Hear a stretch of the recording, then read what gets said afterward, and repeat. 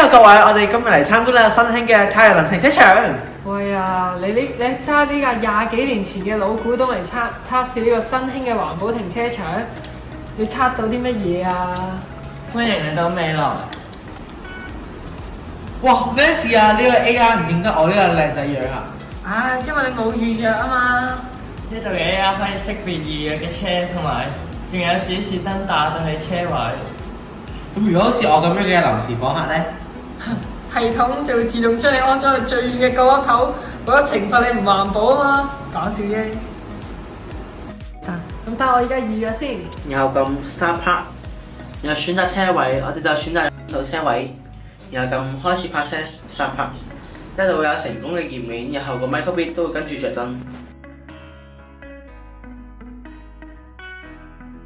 呢啲太陽能板每日可以發到200度電㗎。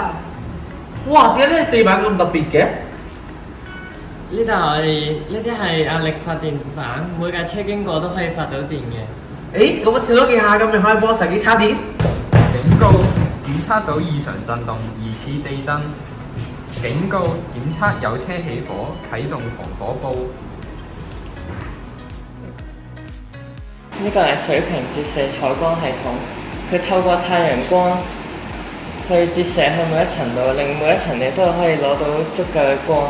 而呢一個系統都會定期更換啲水，更換出嚟嘅水就去到上面作種植用途。唉，但係香港呢個天氣隨時打風落雨，咁啲車水浸點算啊？唔緊要，呢個停車場有水位檢測器，當啲水去到某個高度就會發出聲音同埋視覺上嘅提醒，同埋個 app 嗰度都會提醒你。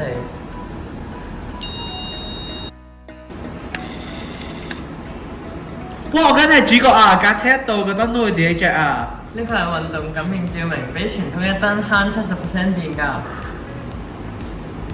如果所有停車場都咁智能，咁每年就可以減少到200噸嘅碳排放，相當於700棵樹。係啊，呢個泊車電動車唔單止可以享受泊車優惠同埋充電優惠添。